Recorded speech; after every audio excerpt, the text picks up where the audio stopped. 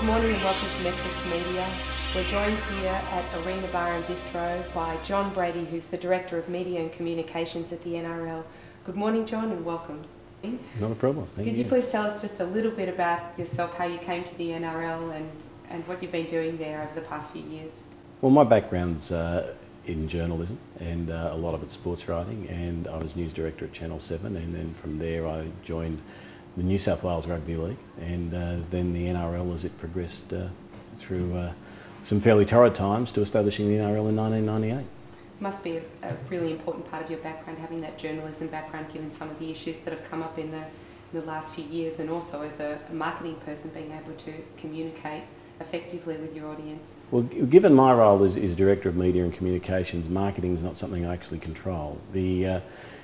It's been interesting and it's been important to have that background, I think. We've been through, as a company and as a sport, some groundbreaking areas for everybody. I think professional sport was one thing, we all tasted that, and rugby league was certainly at the forefront of tasting that as a sport. But we were then subjected to market forces that I think professional sports in Australia hadn't been subjected to. And out of that, the NRL emerged, and it emerged as a partnership, and it's actually gaining some very solid ground at the moment. You know, it really has, in the last few years, established record crowds. We're on course to do it 3 years now.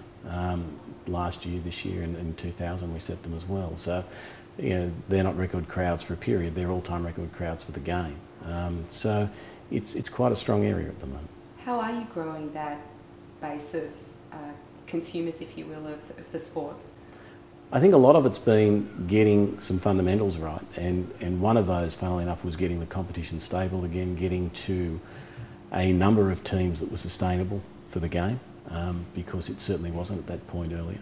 And out of that stability, then getting the focus back on the players and on the sport itself. The other key factor that has been very important has been to get a distribution of the playing talent across the game, so that the gap between the top clubs and the bottom clubs in terms of performance is theoretically reduced. Playing talent alone doesn't determine that, it never will, but certainly we've enjoyed some of the closest competitions the game's seen in recent years, and that's got the crowds coming back, and it's great.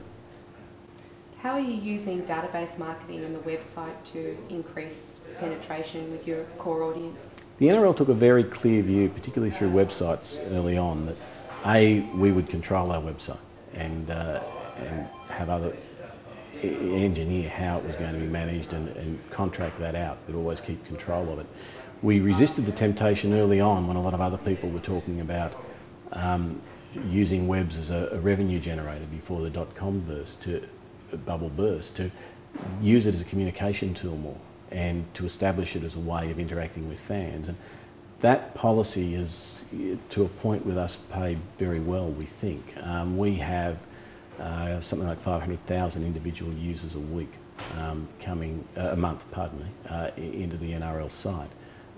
It's the second highest site in the country, and at the risk of putting a point of difference there, the highest site in the country actually includes in its central numbers hits to satellite sites, which is associated clubs. The NRL site doesn't include hits to clubs, it actually only measures those directly to NRL.com.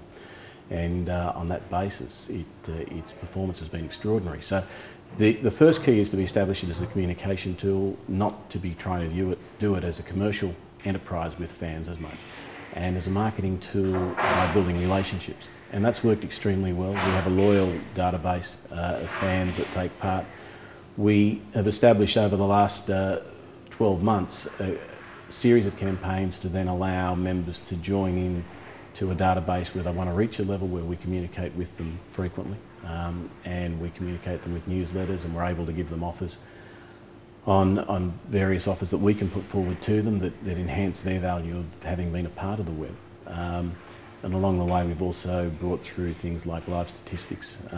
We've put a lot of effort into there through an associated company called NRL Stats, and we've got broadened also the involvement beyond just rugby league to sections like Kicking Back, where we have football players talking about movie reviews and other activities in life. And the essence of it all is to build a relationship through the website that then allows you to build a database and a marketing process beyond that. But to do the first thing first and the second thing second. And I think if you go back over a lot of web ventures earlier, it was done the other way around.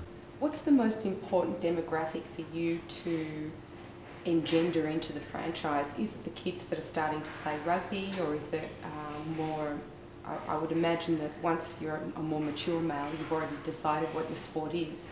Where are you seeing the growth in, perhaps with the website versus other strategies that you're using to grow audience share? The interesting thing about the growth, firstly our target growth is across the board, and the interesting thing is our growth tends to be fairly across the board. The game certainly has had, and all games of ours do, have a large male slant in there, but it tends to get overrated by a lot of people. Through the web you have, and also generally, you can't just assume that you've got the fanatical fan, as in the classic 18 to 29 male who's going to be there. You have to work to communicate with those as well, their customers. But at the same time, we were getting, and have been getting, a lot of growth through young men and young women particularly, as rugby league in the last couple of years has become, particularly Saturday night games, a real place to come and go to. And we're getting solid growth in that area. We're doing a lot more research on that at the moment to track it, but that's an area we're confident in. Kids, certainly through the web, are important. Obviously there's a lot of activity that way. But it's interesting that the web feedback we get is that you get a much wider area of demographic than you would expect. And to be honest, you're trying to build it all. You're not trying to target one over the other as much. What sort of strategies are you using online then to grow your audience? Building up new ways of involving people, new ways of getting people interactive with it.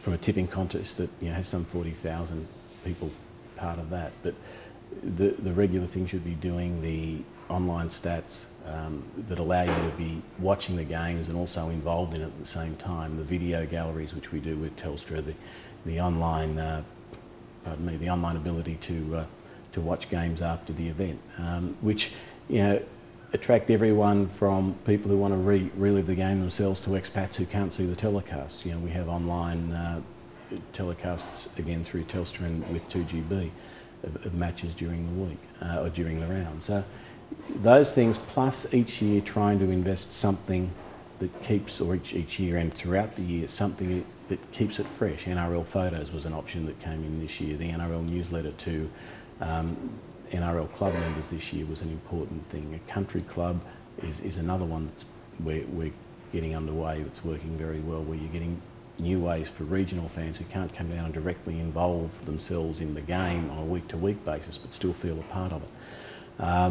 They're the sort of ventures that you're trying to keep forward and keep turning over. And the thing about it is to keep it dynamic, yet still maintain the same confidence of communication that people have in the site.